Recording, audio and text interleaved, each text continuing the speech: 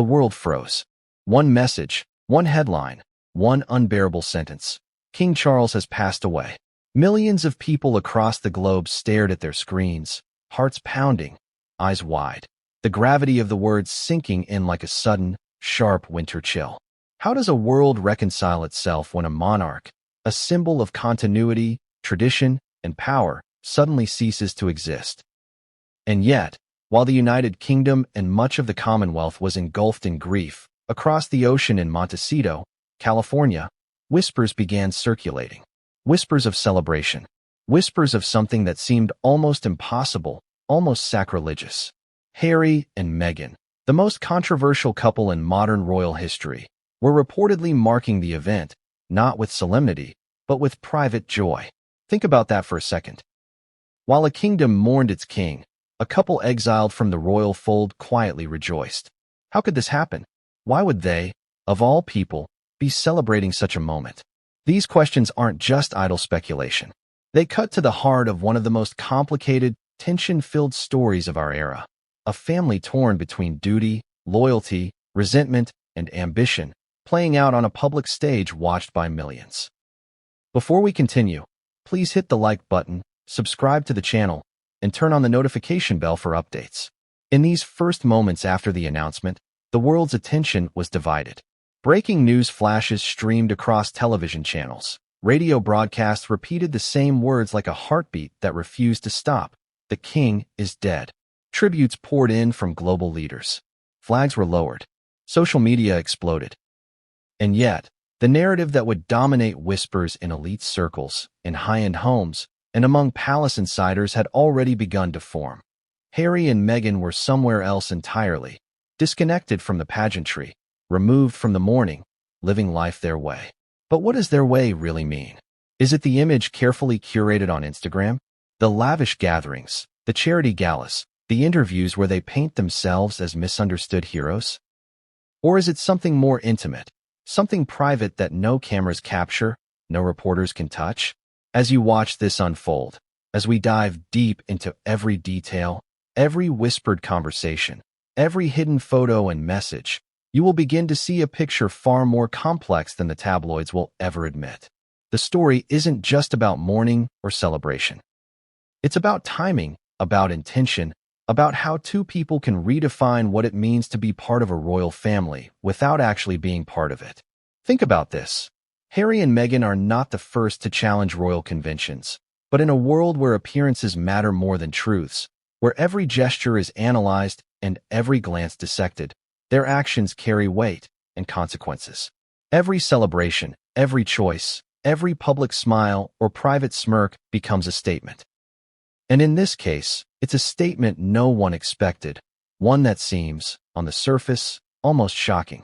Let's rewind for context. The British monarchy has always been about duty. It has always been about service, tradition, and putting the institution before oneself. When a king dies, the expectation is clear. The royal family mourns. They appear, they lead, they guide the nation through grief. The world watches as they embody the continuity of centuries of tradition. And yet, in this moment, the expectations collide with reality. Harry and Meghan are physically removed from that world. They are geographically distant, yes, but psychologically and emotionally distant as well. Their lives in Montecito, with their sprawling estate, celebrity friends, and curated media appearances, could not be more different from the echoing halls of Buckingham Palace, filled with protocols, cameras, and the silent weight of centuries. The contrast is stark. Across the Atlantic, London is draped in black. News anchors speak in solemn tones. Fans line up at royal palaces, leaving flowers, letters, and candles. And then there's Montecito, a sun-soaked enclave of luxury, a place where gossip flows freely, where cameras capture parties, and where life goes on with a kind of detached indulgence. The juxtaposition is jarring. It makes the story irresistible. Why? Because it challenges everything we think we know about grief, family, loyalty, and public expectation. And human beings, as we all know, are addicted to contradictions. You might be asking yourself, is it true? Did Harry and Meghan really celebrate? The truth, as with most royal narratives, is layered. Sources are contradictory. Some claim private gatherings were festive, intimate, and joy-filled. Others insist the couple simply went about their normal routines, maintaining composure while the media spun its stories. The point isn't just what happened. It's the perception, the interpretation, and the emotional reaction that this narrative triggers.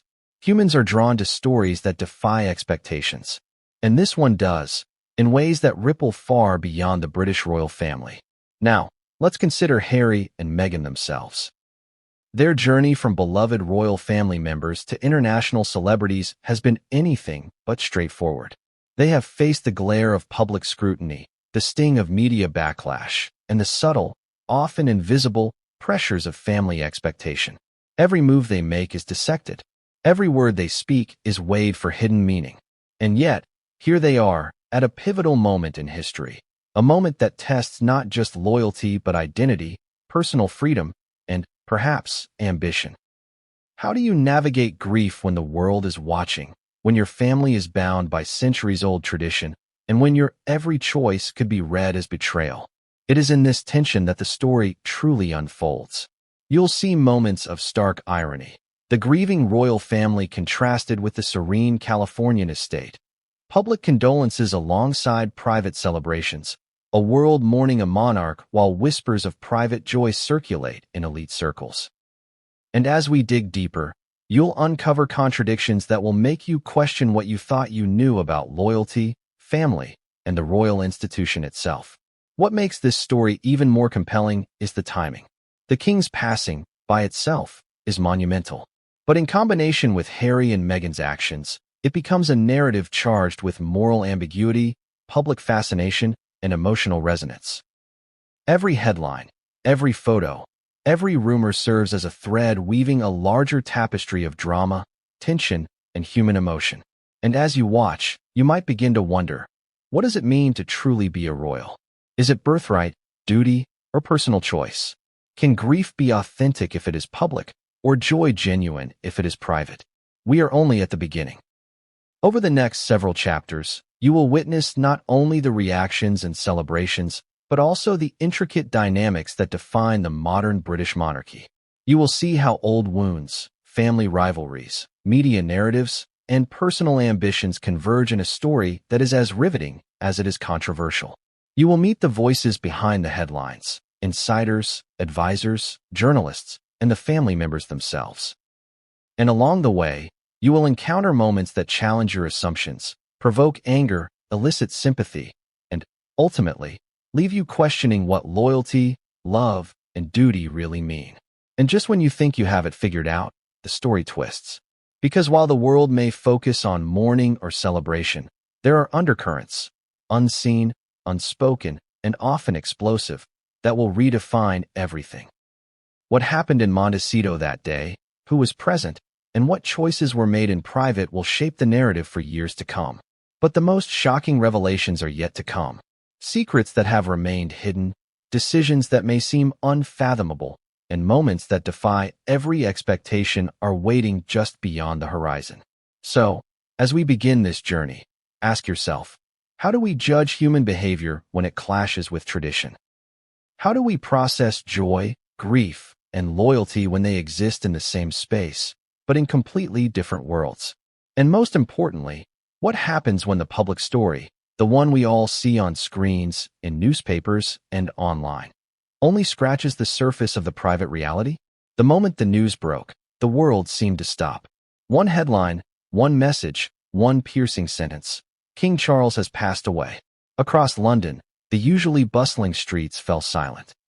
Sirens wailed in the distance, televisions in homes and cafes flickered with breaking news graphics, and reporters struggled to contain their disbelief.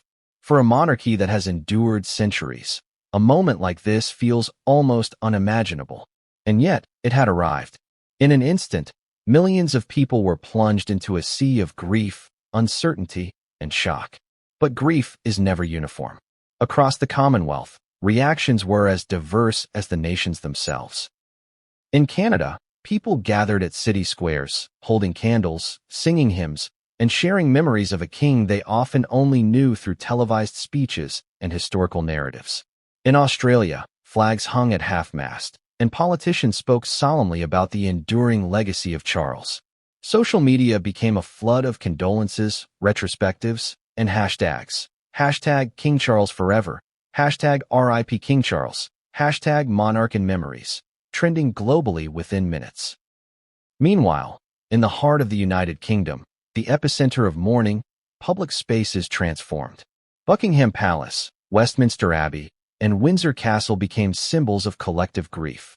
Fans and royal enthusiasts queued for hours, some overnight, to leave flowers, letters, photographs, and personal tributes. There was a strange, almost ceremonial rhythm to the sorrow: quiet sobs, whispered prayers, the gentle shuffle of footsteps across palace grounds.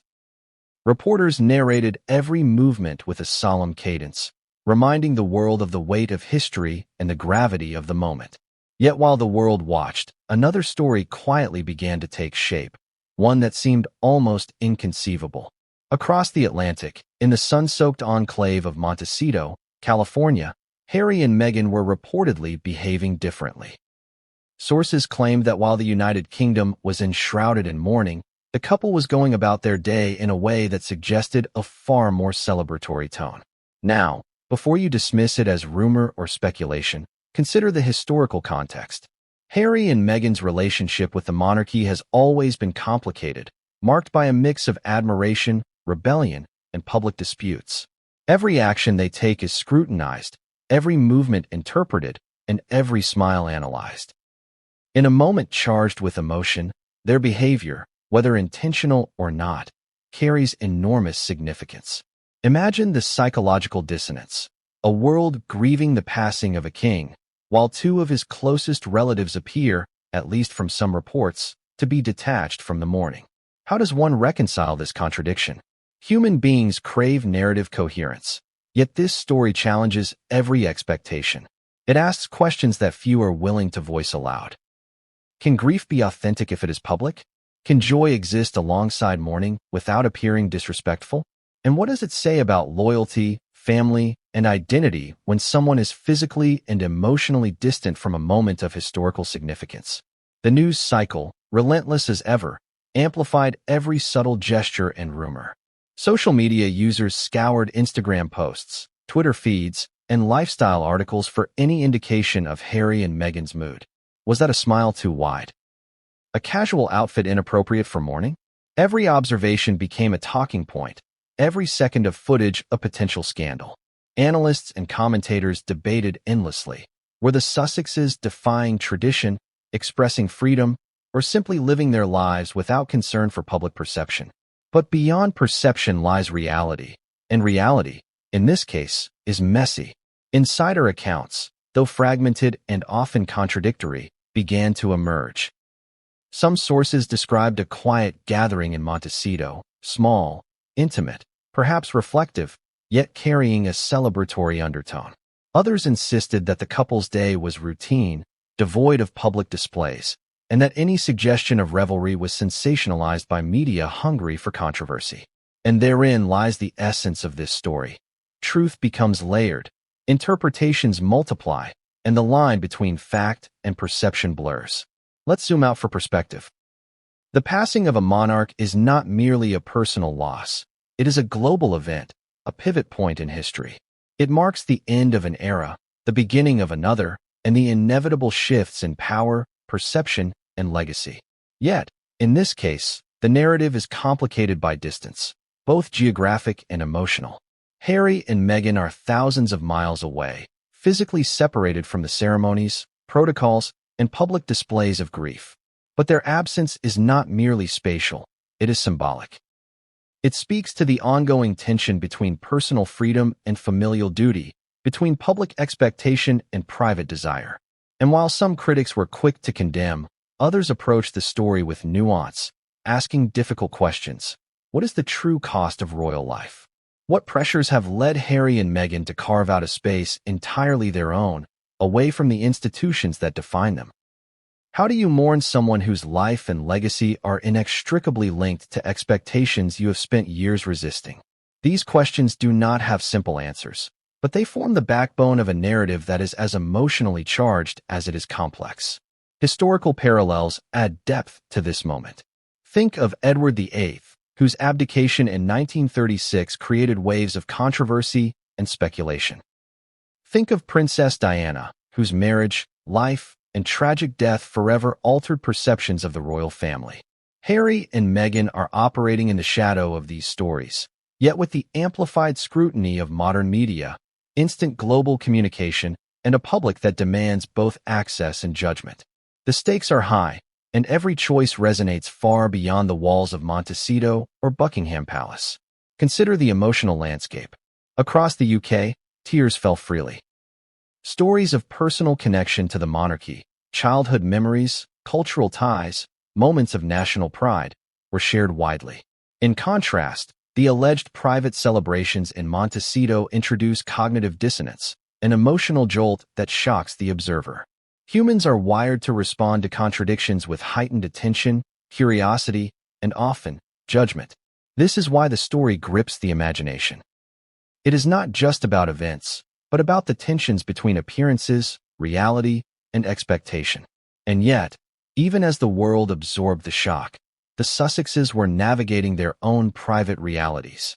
Their lives, meticulously curated for privacy and security, exist in parallel to the public eye. Invitations, friends, routines, and domestic choices, all are filtered through layers of discretion. The contrast between the public mourning of a king and the private actions of two individuals forms a narrative rich in tension, irony, and emotional complexity. Every observer is left to interpret, infer, and imagine. By now, the questions have multiplied. How much of what we are being told is accurate? How much is speculation amplified by the media machine? And, most importantly, what happened in Montecito that day, a day that should have been defined by historical grief? That has left observers questioning decorum, loyalty, and morality? The answers, as you will see, are anything but straightforward. They involve whispered conversations, private gatherings, and subtle gestures that speak volumes without being openly documented. Public perception, of course, is relentless. Tweets, posts, and comments range from outrage to amusement, from moral condemnation to sympathetic understanding. The story is dissected in real time, as audiences attempt to reconcile the emotional dissonance with established norms of behavior. And through it all, the shadow of history looms, the centuries of protocol, symbolism, and expectation that define what it means to be royal. But herein lies the twist. While global audiences focus on mourning, a series of private moments in Montecito are quietly unfolding, moments that will redefine the narrative entirely. Moments that involve decisions, interactions, and gestures never meant to be publicized. These actions, subtle but significant, are the kind of details that make history both intimate and explosive. And as we begin to peel back the layers of this story, you will start to understand why this chapter of royal history is destined to be remembered, not just for the passing of a king, but for the choices of those who navigated that moment differently. So here we are, at the edge of revelation. The world has paused, hearts heavy, eyes glued to screens. And yet, in Montecito, a different rhythm beats, one that challenges expectations, provokes emotion, and sets the stage for the story that will follow. The public narrative, with its grief, flags, and tributes, is only half the story. The private narrative, with its nuances, contradictions, and emotional undertones, is where the real drama lies. Few knew the full story of King Charles's final days. The public saw a composed figure, a monarch who had spent decades preparing for this moment, embodying centuries of tradition and duty. Yet behind the ceremonial appearances and formal speeches, a far more human story was unfolding, one of frailty, reflection, and the quiet weight of responsibility that no crown can fully capture. It began, according to palace insiders, with subtle changes in routine. Charles, known for his meticulous schedule and tireless work ethic, had begun delegating more responsibilities to trusted aides. Meetings that once required his personal presence were handled through briefings, phone calls, and trusted intermediaries. Courtiers noticed the signs, the slightly slower pace, the pauses that lingered a fraction longer, the careful calculation behind every word. While the public saw calm and consistency, The inner circle understood that the king was preparing, consciously or unconsciously, for the inevitable. The emotional landscape of these days was complicated. Friends and family recall a man deeply aware of his legacy, acutely conscious of the history surrounding him, and yet surprisingly candid about his own mortality. Private conversations revealed a man contemplating questions most people never face. How will my life be remembered? Will my contributions be overshadowed by controversy or celebrated for the long term? And, perhaps most poignantly, how will my family respond when I am no longer here? These reflections, intimate and often solemn, provide a window into the inner life of a figure who has always lived in the public eye. Health concerns, which had been whispered about for years, began to surface more openly. Charles experienced periods of fatigue and occasional discomfort, leading some close to him to worry that the end might come sooner than expected. Medical briefings were discreet, and the palace maintained its tradition of privacy, but the signs were unmistakable to those paying close attention. Every meeting, every public appearance, became a delicate dance between duty and personal limitation. Yet, even in these moments, the king displayed remarkable presence of mind. He remained engaged, thoughtful, and committed to the responsibilities that had defined him for decades. Amidst this backdrop, the media speculated endlessly. Headlines alternated between celebrating the king's longevity and questioning the toll of decades spent under the relentless glare of public scrutiny. Commentators dissected his every gesture, public appearances, and health updates, turning speculation into a sport watched by millions. And while the palace maintained a disciplined silence, whispers leaked through trusted channels, hinting at the depth of Charles's contemplation in these final days. One of the most striking elements of this period was the king's focus on family. Despite the tensions, despite the public disputes that had colored the media narrative for years, Charles was deeply invested in the relationships that mattered most to him. Private dinners, quiet conversations with William and Harry, and moments of reflection with other family members became increasingly significant. Observers close to the palace note that he often spoke of legacy not in abstract terms, but in deeply personal ways. How his children might carry forward the work of the monarchy, how his values might be preserved, and how the family's unity, fragile as it often was, could survive the inevitable challenges ahead. And yet, the story of his final days is not merely one of quiet contemplation and family reflection. There were moments of tension, moments of unexpected drama that foreshadowed the complex narrative to come. Advisors recall private meetings in which difficult questions were posed. How should the transition be handled? What statements should be made publicly versus privately? How should disagreements within the family be managed? These conversations, conducted behind closed doors, reveal a man wrestling not only with mortality, but with the intricacies of an institution that has endured centuries precisely because of its protocols, traditions, and calculated discretion. Amid these private deliberations, the shadow of Harry and Meghan loomed. Charles had always maintained a nuanced view of his younger son and daughter-in-law, balancing his desire for familial connection with the reality of public perception and personal grievances. In these final days, sources indicate that he spent significant time considering how their actions, both past and anticipated, would intersect with the monarchy's image. It is said that he worried not only about public perception but about the emotional impact on the family, particularly William, who was navigating his own complex role as heir apparent. The day of the king's passing, according to insider accounts, was marked by an unusual mix of solemnity and intimacy. Small gatherings of family members, aides, and trusted advisors occurred throughout the estate, each moment carefully choreographed yet imbued with deep emotion. Charles's final conversations reportedly included not just logistical matters, succession plans, ceremonial arrangements, but also personal reflections, final words of guidance, and subtle expressions of love and concern for his family. Observers note that he maintained his characteristic wit and composure, even in these profoundly difficult hours, demonstrating the resilience that had defined him throughout his reign. But even in these moments of private reflection, the world outside could not be ignored. Media outlets were poised to broadcast every detail, royal enthusiasts speculated endlessly, and social media users dissected every available image for signs of emotion or significance. This created a strange dynamic. Charles's final days were simultaneously intensely private and impossibly public. Every choice, every gesture, every word was amplified through the lens of public scrutiny, making the emotional landscape both richer and more precarious. Amid this backdrop, contrasting stories began to emerge from across the Atlantic. While Charles's health and final hours were closely monitored in the UK, reports from Montecito suggested that Harry and Meghan were living in a different rhythm entirely. Sources hint at a calm, even serene environment.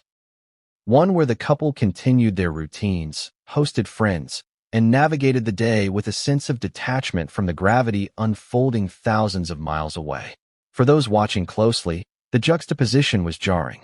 A world steeped in mourning contrasted sharply with the seemingly tranquil, private life of a couple once at the heart of royal attention.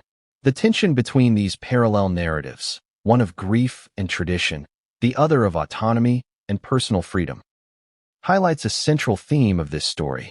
It is a narrative not just of life and death, but of loyalty, expectation, and the human impulse to reconcile competing emotional realities.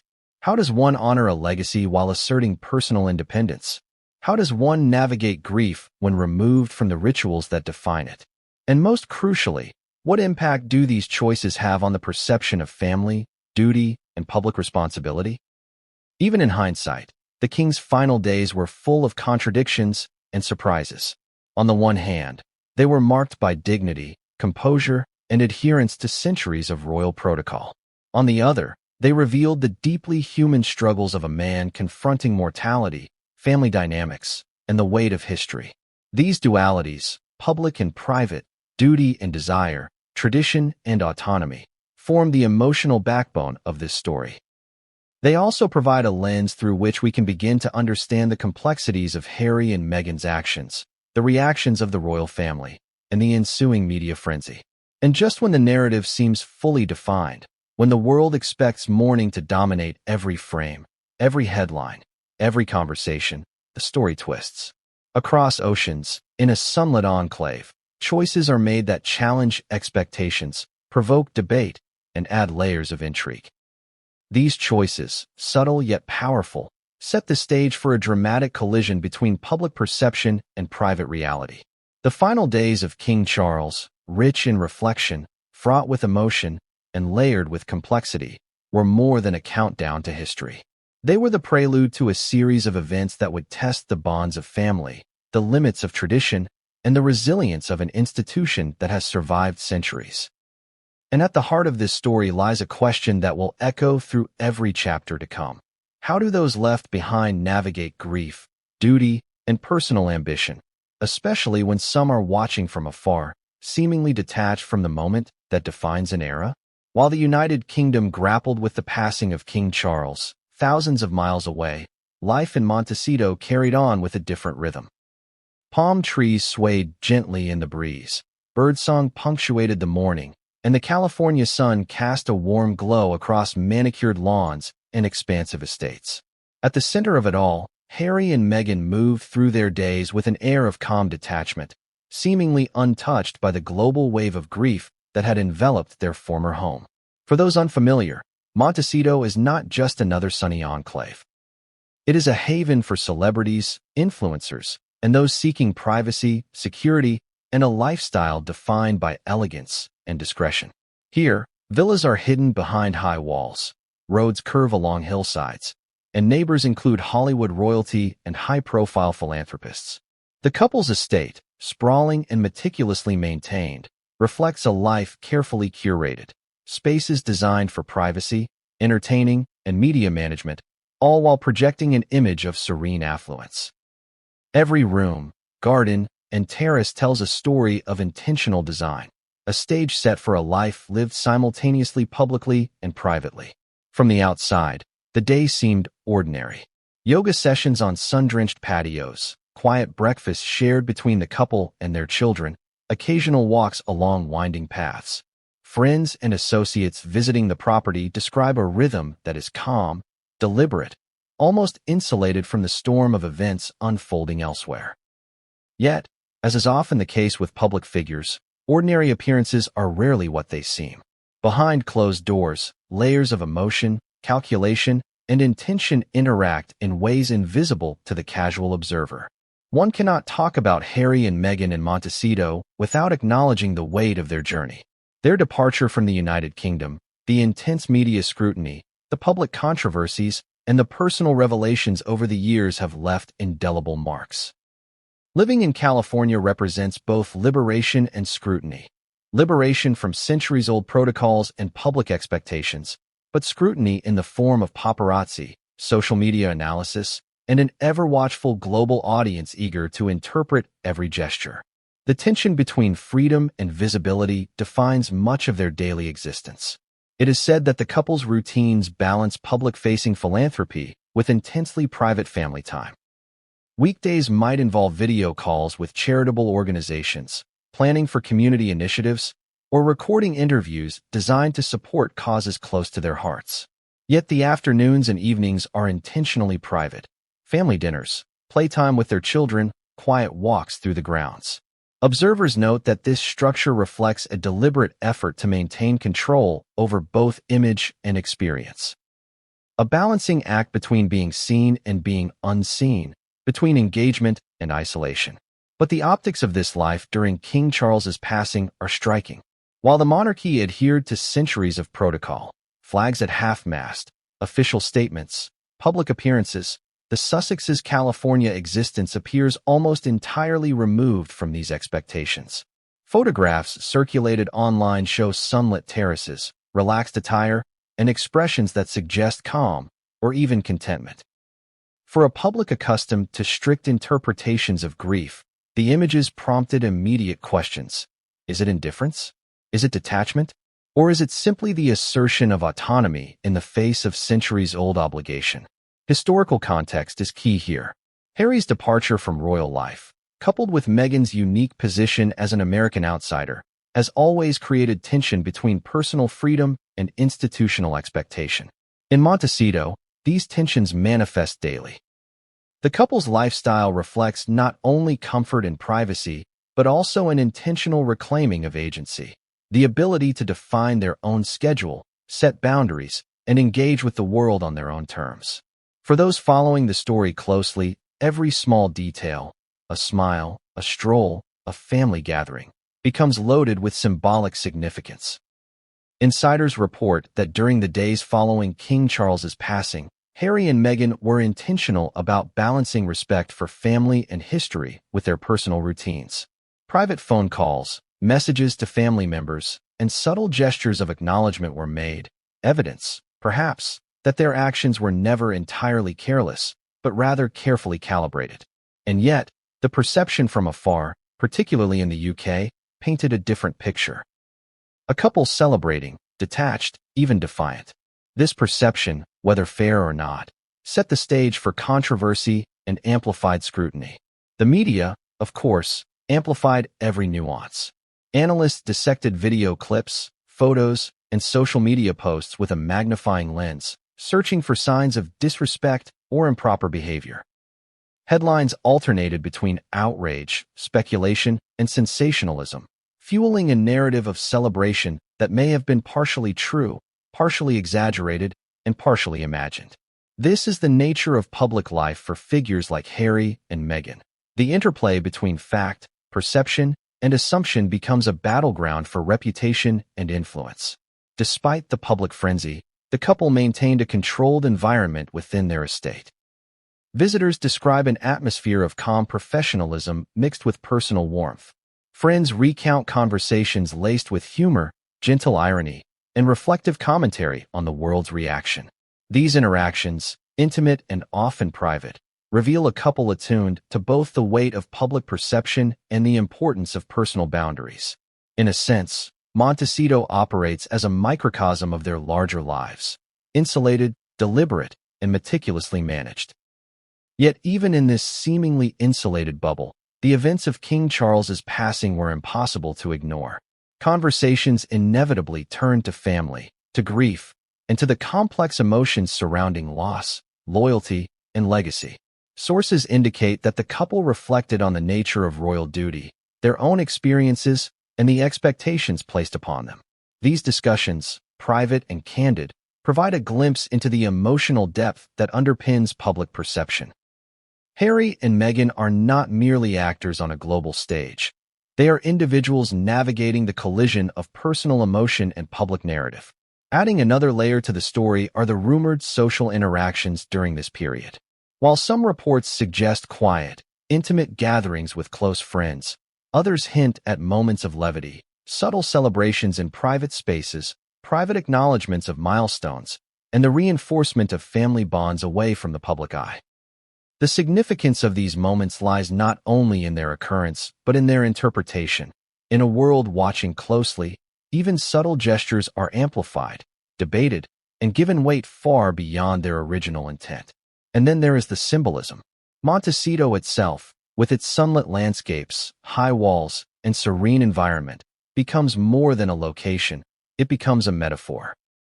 It represents separation and autonomy, privacy and control, personal freedom in contrast with inherited obligation. For Harry and Meghan, every choice made here, how they spend their time, whom they see, how they communicate, carries both practical and symbolic resonance. The estate is a stage for personal agency, a canvas on which they assert identity, autonomy, and resilience in a world defined by scrutiny and expectation. Throughout these days, the tension between perception and reality remains central. The UK mourns, the monarchy follows protocol, the media amplifies, and the public reacts. Meanwhile, in Montecito, a different reality unfolds, one of measured autonomy, private reflection, and deliberate choices that may or may not align with external expectations. This duality, mourning in one world, private life in another, creates a narrative that is at once compelling, contradictory, and emotionally charged. The intrigue deepens when considering the interactions with friends, staff, and close associates. Observers report an emphasis on discretion, an awareness that any misstep could be magnified, misinterpreted, or weaponized in the court of public opinion. Yet there is also a sense of intentional normalcy. Dinners shared without media oversight, laughter echoing across sunlit rooms, children playing in safe, enclosed spaces. It is a delicate balance, autonomy without disrespect, privacy without isolation, calm without detachment. And just as observers begin to form judgments, the narrative twists again.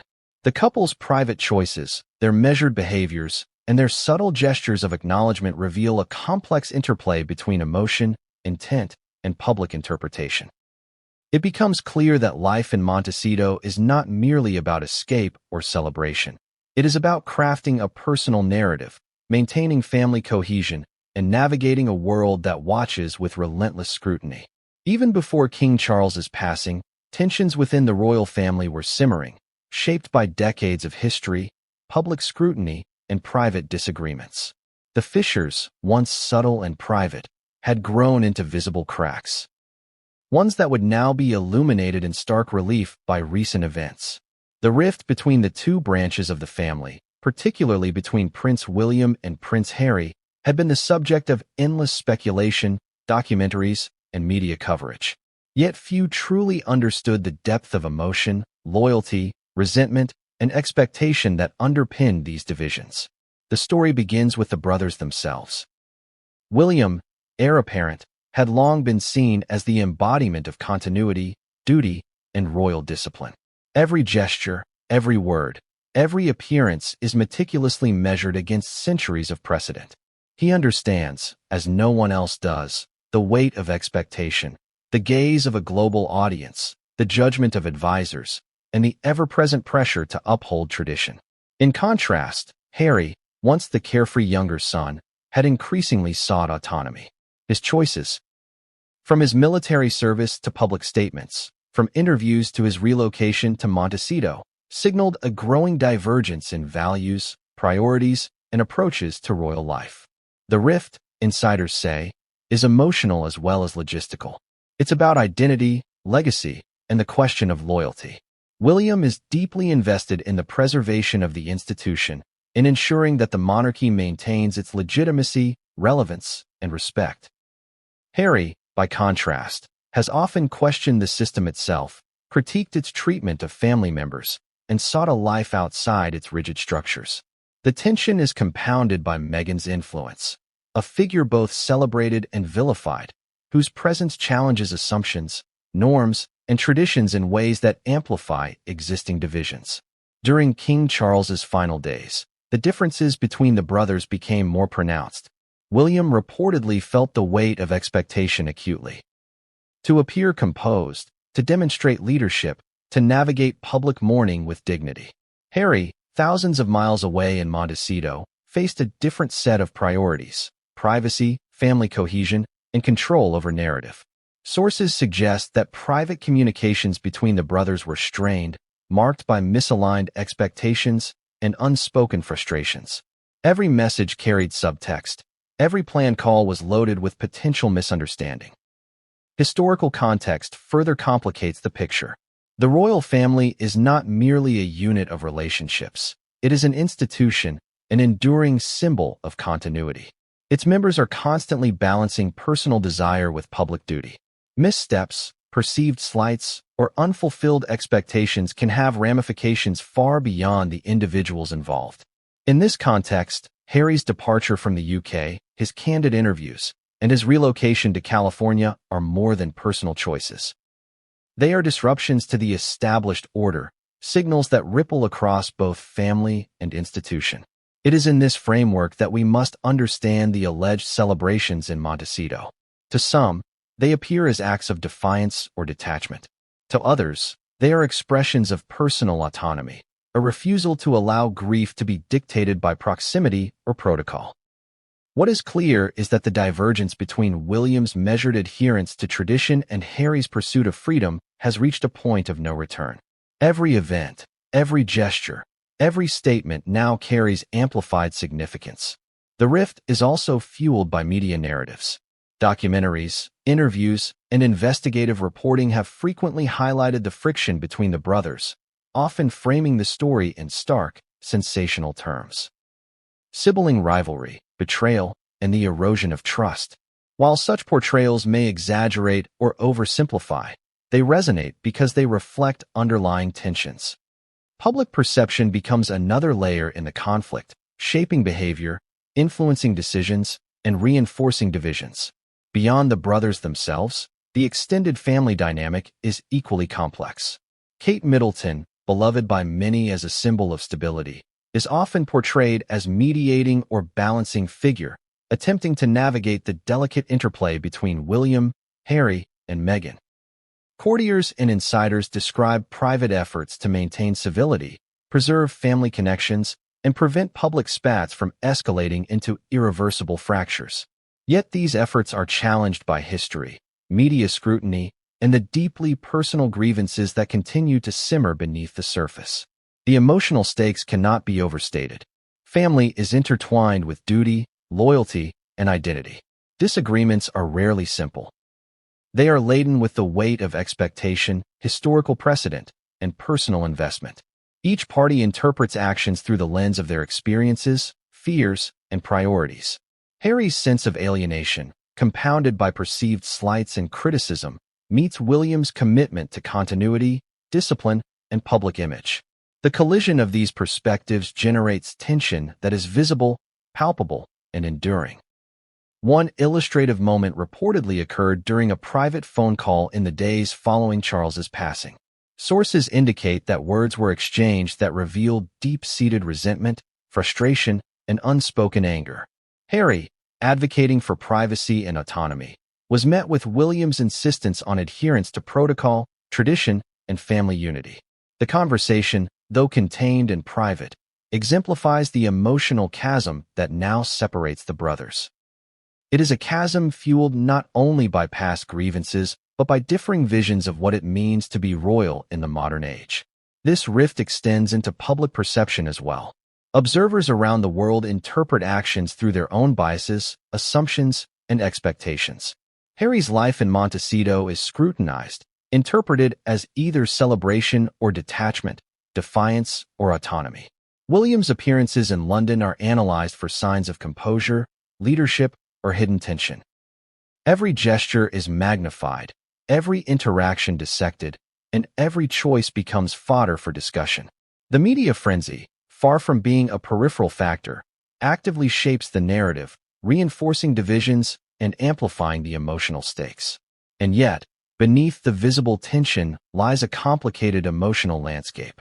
Both brothers reportedly cared deeply about family legacy, public service, and the well-being of their children.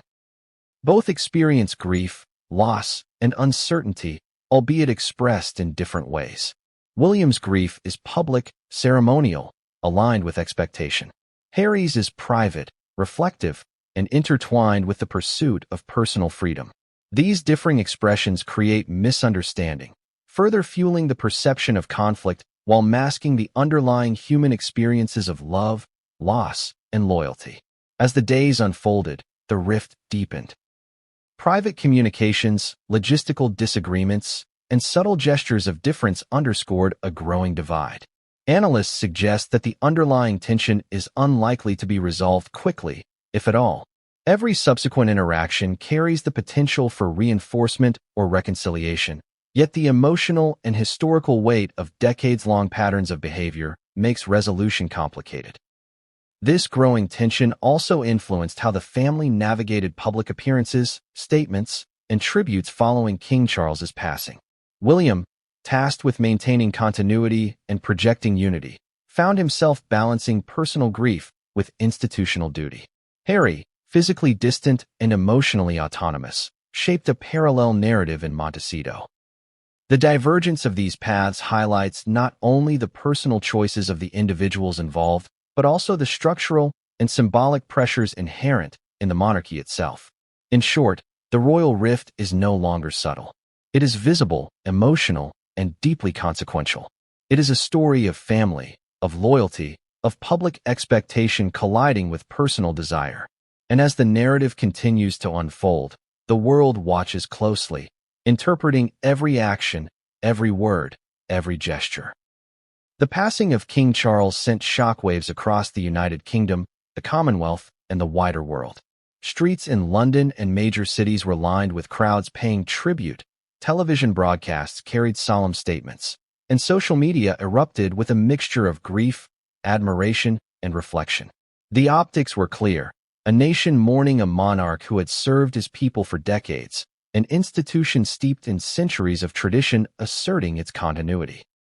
Every gesture was measured, every appearance choreographed, and every word spoken carried the weight of history. And then there was Montecito. Thousands of miles away, the life of Harry and Meghan unfolded in stark contrast. While the UK adhered to centuries of protocol and ceremonial mourning, reports suggested that the Sussexes were following a different rhythm entirely. Observers describe a tranquil estate, sunlit gardens, and a private atmosphere punctuated by calm routines. Yoga, family meals, walks in manicured grounds. These mundane, yet intimate moments created a dissonance for the public. To some, it appeared as if the couple were celebrating while a nation grieved. To others, it was simply life continuing, untouched by the rituals of a monarchy they had left behind. This contrast became the lightning rod for public outrage. Social media erupted, with hashtags accusing the couple of insensitivity, detachment, and moral disregard. Commentators debated endlessly. How could anyone behave this way in the shadow of a king's passing? Were these actions a display of arrogance, defiance, or merely an assertion of personal freedom? Memes, viral clips, and op-eds flooded the internet, each one dissecting the Sussexes' behavior and framing it in the harshest light possible. The narrative was simple, digestible, and infuriating to many. While the kingdom mourned, Harry and Meghan appeared to live unbound by grief. Yet, as is often the case with public perception, reality was far more complex. Behind the walls of their Montecito estate, the couple's days were reportedly measured, private, and reflective. While public optics suggested celebration, insiders describe a quieter reality: private conversations with family members, discreet messages of condolence, and subtle gestures acknowledging the gravity of the moment. The difference between perception and reality became a central tension, one amplified by social media and international media scrutiny. This dichotomy, public outrage versus private reality, underscores the challenges of modern celebrity intertwined with monarchy. Harry and Meghan's lives are constantly mediated by lenses of interpretation. Images captured at the right angle, statements repeated out of context, private actions magnified into global narratives. Every smile, gesture, or routine task is subject to scrutiny, filtered through a prism of expectation and judgment. In this environment, even ordinary moments, a family breakfast, a walk in the garden, a quiet phone call, can be misconstrued as deliberate acts of defiance or celebration. Historical context further amplifies the tension. Monarchies have always relied on perception as much as reality. Rituals, protocol, and ceremonial appearances serve not only functional purposes, but also symbolic ones, shaping public sentiment and reinforcing legitimacy. Deviations from these expectations, especially by high-profile figures like Harry and Meghan, are interpreted not simply as personal choices, but as challenges to institutional authority. In this way, private actions are transformed into public symbols, often carrying meanings far beyond their original intent. Yet the emotional undertones of this period are equally significant. Outrage, fascination, and judgment are all rooted in human psychology. Observers respond to contradiction with heightened attention. They seek coherence in narratives, expecting actions to align with cultural norms and emotional expectations. When Harry and Meghan's private behavior diverged from public mourning, it triggered cognitive dissonance, a powerful emotional response that fuels debate, speculation, and controversy. The optics of Montecito, juxtaposed against London's solemnity, became a flashpoint precisely because it defied expectation. The media, both traditional and social, played a pivotal role in amplifying this contrast. Headlines ranged from outraged accusations, Sussexes celebrate amid grief, to more nuanced interpretations, life goes on in California, the Sussexes' private response. Analysts dissected photographs, video clips, and social media activity, attempting to determine intent, emotion, and propriety. Every detail became evidence, every minor gesture magnified into symbolism. The line between fact, interpretation, and speculation blurred, creating a narrative that was both compelling and incendiary. Adding another layer to the story are the human elements behind these perceptions. Public outrage is often intertwined with envy, fascination, and moral judgment. The Sussexes' wealth, independence, and lifestyle evoke strong emotional responses, both positive and negative. Observers project expectations onto them, interpreting autonomy as arrogance, privacy as secrecy, and measured behavior as detachment. In this way, Montecito becomes not only a physical space, but a symbolic stage on which the tension between personal freedom and public expectation is played out. Insiders report that during this period, Harry and Meghan were acutely aware of the optics. They understood that every action, however private, would be scrutinized and interpreted. Sources suggest that the couple made intentional choices about when to appear publicly, how to communicate with family, and how to maintain a sense of normalcy without disrespecting the passing of the king.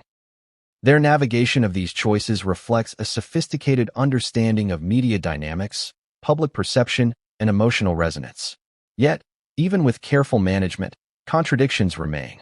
Reports of private celebrations, small, intimate gatherings, moments of levity among friends, circulated alongside images of the couple in reflective, somber moods. These juxtapositions created a layered narrative, one that is difficult to interpret with certainty but impossible to ignore. Observers are left with tension, curiosity, and moral judgment, all of which heighten engagement and amplify attention. The stakes extend beyond public opinion. Within the royal family, these divergent behaviors carry emotional and political weight. William and Kate, tasked with leading the public mourning, may perceive distant celebrations as disrespectful or hurtful. Advisors and courtiers monitor the situation, aware that misperceptions can escalate into broader narratives of family discord. And Harry and Meghan, navigating both grief and freedom, must contend with the ripple effects of their private actions on a family, an institution, and a global audience.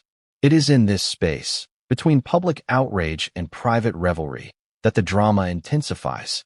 The narrative is no longer simply about mourning or protocol. It is about perception, interpretation, and the collision of two worlds.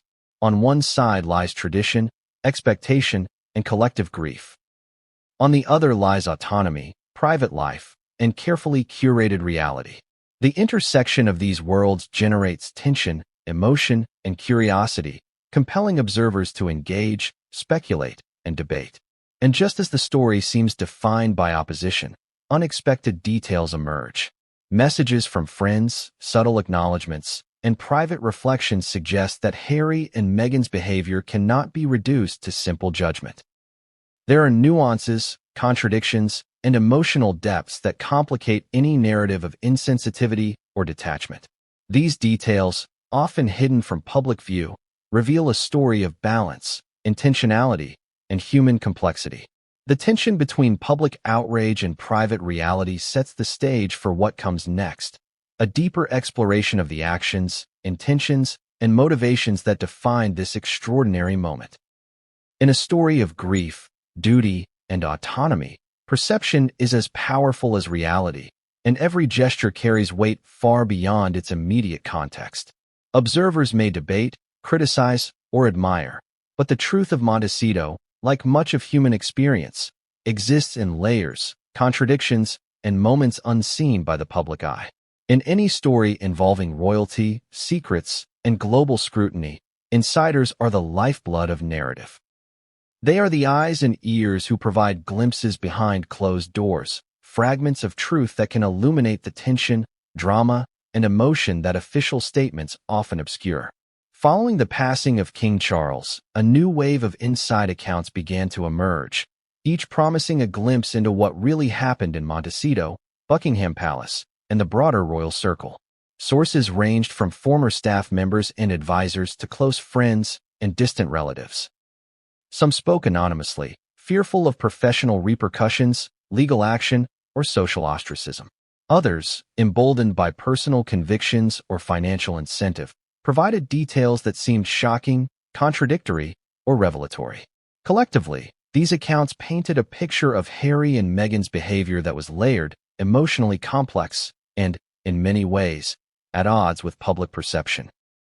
One insider, a former aide familiar with palace protocol, described a meticulous web of communication between the UK and Montecito during King Charles's final days. Messages were exchanged discreetly to ensure that Harry and Meghan received updates on events and arrangements, while also maintaining their personal space and autonomy. According to this source, the couple was conscious of public expectations and attempted to navigate them carefully, even from thousands of miles away. Their decisions were strategic, aimed at balancing private life with the optics of grief. Other sources painted a more dramatic picture. Whistleblowers hinted at small, intimate gatherings at the Montecito estate, dinners with close friends, private celebrations of family milestones, and moments of levity that occurred against the backdrop of a grieving nation.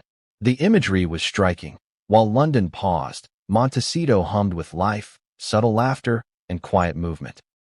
To the casual observer, these details appeared disrespectful.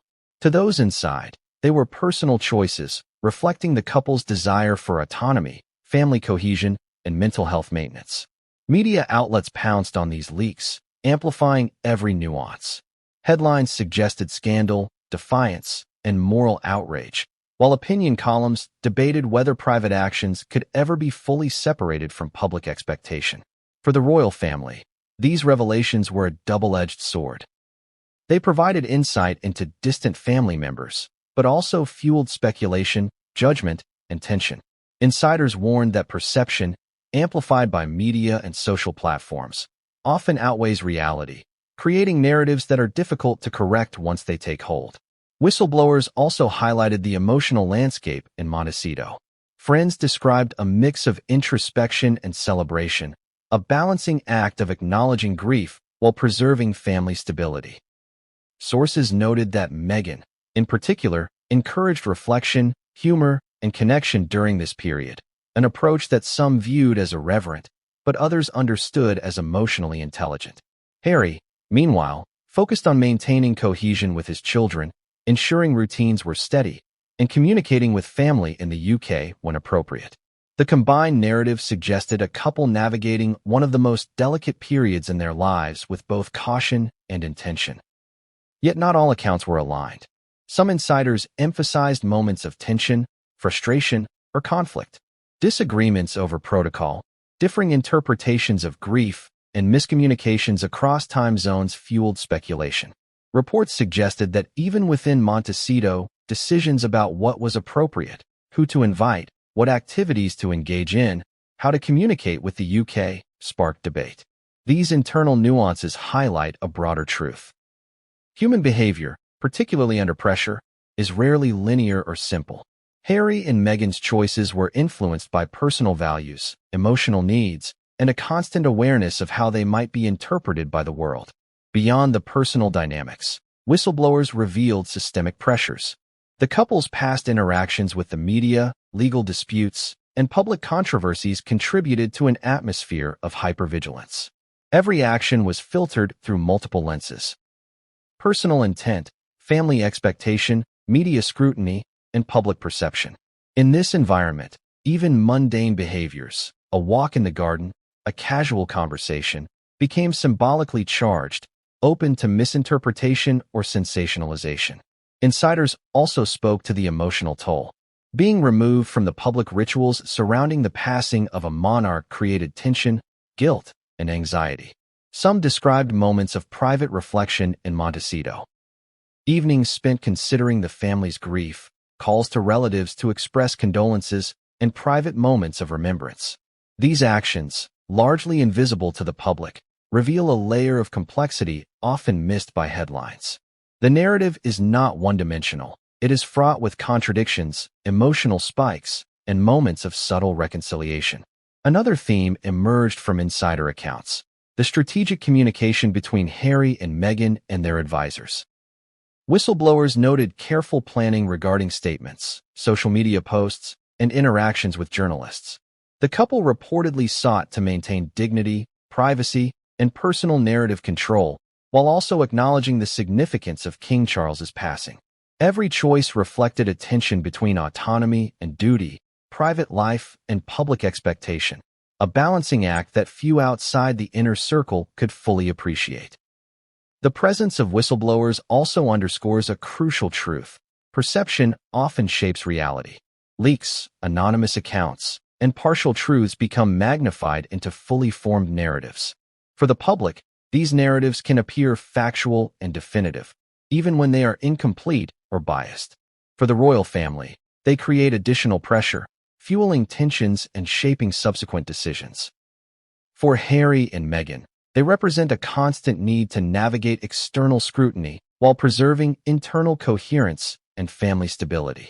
In many ways, these insider revelations foreshadowed broader conflicts to come. Every detail, every story, and every leak contributed to a growing narrative of divergence. The UK mourning, the monarchy performing its ceremonial role, and Montecito operating.